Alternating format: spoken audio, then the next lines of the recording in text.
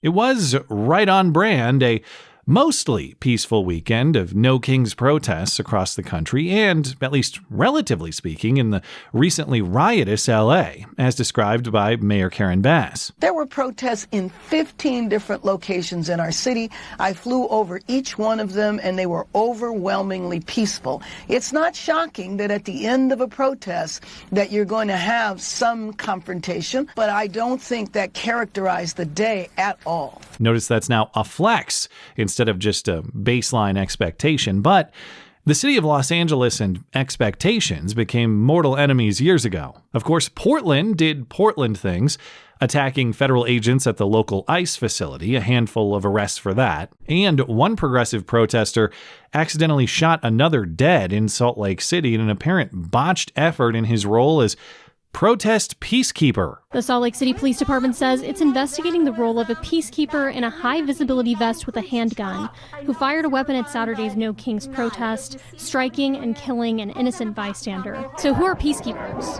They're typically volunteers tasked by the group organizing a protest with keeping everyone safe and de-escalating conflicts. But hey, the good news is now it's an opportunity to lobby for even more gun control on the basis of their own incompetence. Never let a good crisis go to waste, even if you made the crisis. But overall, this weekend wasn't nearly as violent as many in recent memory. LA itself was less fiery and more mostly peaceful than it has been lately, unless we're talking about the lower extremities of one particular young woman who decided that blocking traffic would be a fun Sunday afternoon activity, because those are very mangled. But hey, at least her legs are still mostly attached. Remember, for almost the entire day, her legs weren't being run over. That was just a very small piece of the action. As far as I've seen, this woman is not identified, but she was seen earlier in the day at a protest outside the Hilton Hotel downtown. Why are they mad at Hilton? What did Paris ever do to them? I'm not clear. Gotta be mad at something, I guess, and generic anger toward hotel tycoons is their entire personality after all, but this is the woman on the left, encouraging her comrades to dare to struggle. And I would say whatever that means, because I have no idea, but thankfully she is an excellent teacher. Only hours later, she demonstrated and fulfilled her own challenge. She dared, and now she's struggling.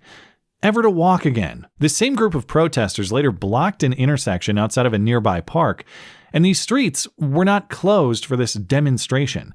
They were open for car traffic. And then, for reasons unknown, presumably just as irrational as targeting Hilton for anti-ICE graffiti, this mob surrounded the driver of a red sedan.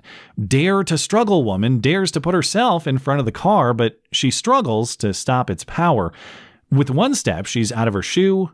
With another, her right knee is headed toward the asphalt. By the third step, she's sitting Indian style to meditate about what having functional legs used to be like.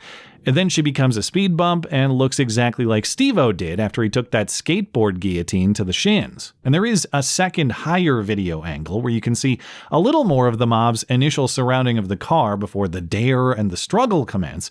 And she looks like she has great form sliding into home, but just not quite fast enough. This car has tagged her clearly out. And the only thing worse than a terrible injury is terrible medical attention afterward. After watching her legs get torn up, her idiot friends think, hey, let's stand her up and see if she can walk it off. But she cannot. And so she was taken away in a stretcher. Reports say she was in stable condition at a local hospital, but as one reply almost certainly correctly observes, that is fake news. There is no way this woman has been stable for a single day in her life. To any honest observer, this dare to struggle was something an idiot committed against herself. When she dared, she effed around. And when she struggled, she found out. Don't block car traffic with menacing intent, and you won't get run over in car traffic. It's a very simple rule by which everyone else somehow lives very easily. But according to local news coverage, and apparently the LAPD now investigating the matter for potential criminal activity, this was a violent aggression committed against her. This was a hit and run. They hit someone, they ran over her leg. The violent hit and run was captured on camera. They are investigating the crash as a hit and run. But of course, she wasn't just hit by a car like she was minding her own business when she was unexpectedly struck by some negligent driver not paying attention or something. She picked the fight, and she lost the fight. This hit-and-run description presumes she took no aggressive action herself. It reverses who actually aggressed upon whom. Plus, it ignores the real victim, as one highly upvoted commenter worries, "Man, I sure hope that car is okay." But a closer look at the footage shows it may not be. There is definitely some bumper separation clearly visible at the moment of impact. Hopefully no insurance claim necessary, because that would be an awkward one to explain. But I'm sure there's some spare ligaments still dangling under there. Just use those to zip tie it back up. A quick touch-up paint match, and it's good to go. But the question of who aggressed upon whom here involves just two simple questions. One, who held the right-of-way? And two, what is a reasonable fear for one's own life and safety? On who holds the right to move through that roadway, yes, pedestrians are to be yielded to, but that rule assumes that a pedestrian will move through the area. The moment that a pedestrian intentionally obstructs someone else, well, that becomes an aggression. Okay, but why should the driver of a car be afraid anyway? He's in a car. Well, one, no driver should be expected to just sit passively through the vandalism of his property, which this mob was already doing, hitting the vehicle. But two, once they're being physical in that way, who knows what the mob's intent is? One minute you're waiting for the light to turn green so you can move through the intersection. The next minute, they've ripped you out of your car and they're beating your face into the asphalt, not by some paranoid speculative possibility, but by LA tradition. As many are observing in response to this incident, recall the case of Reginald Denny. During the 1992 Rodney King riots, Denny was driving his dump truck to make a sand delivery. Rioters stopped him in the middle of the street, pulled him out of the truck, and mercilessly beat him with their fists, their feet, and a cinder block. His skull was fractured in 91 places. He somehow survived, but of course he has lifelong health consequences, including a permanent crater in his forehead. All of it was captured on video by a news team in a helicopter. This is attempted murder. Is a reasonable person just supposed to wait until they actually start trying to pull you from your car? Or is just the menacing surrounding of your car sufficient? If someone points a gun at me, I don't have to wait for the trigger pull to intervene. The threat is imminent, so I'm reasonable to respond with force. Likewise, if a mob surrounds my car with menacing intent, I don't have to wait for them to break the windows to respond with force. The threat is imminent. And by the way, that news coverage that's seemingly oblivious to who aggressed upon whom isn't.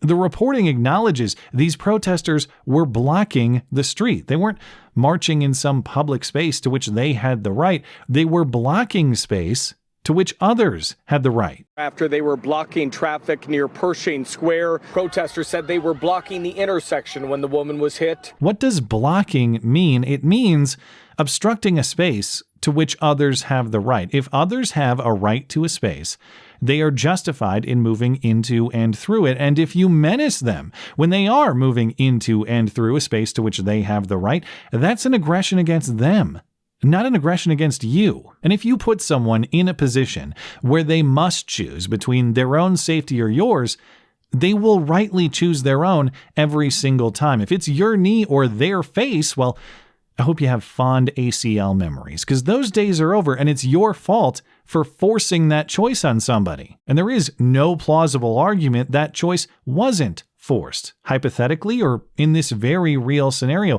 for what other reason would you stand in front of a car or physically obstruct a person in this way? That move is made to impose your will. In any other context, when you restrict someone else's rightful free movement like this, that's called kidnapping or false imprisonment. The only difference in this case isn't moral, it's just physics. She tried to impose her will, she just didn't bring the necessary tools of imposition. Don't bring a knife to a gunfight. And definitely don't bring your pudding legs to a demolition derby. That's the real lesson here. If you're going to deploy force against others, it better be overwhelming force. Otherwise, you're getting overwhelmed yourself because you're just poking the bear. And actually, even bear poking is probably a much safer activity, or at least much better for your health. Less smog, fresher air.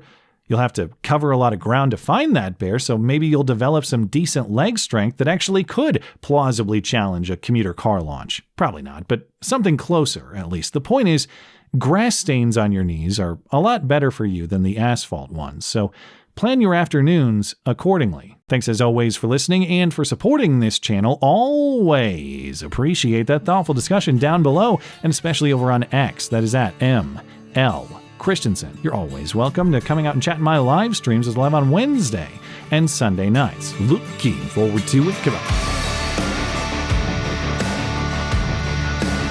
Hey, if you made it all the way to the end of the video, that means you probably found some value in the video. If you found some value in the video, please consider supporting my material. You can do that one time or recurring for as little as $1 a month. It not only helps me sustain, but it helps me pay the people who make my videos possible. Linked in the description for you, mattchristiansenmedia.com/support. Thanks for listening.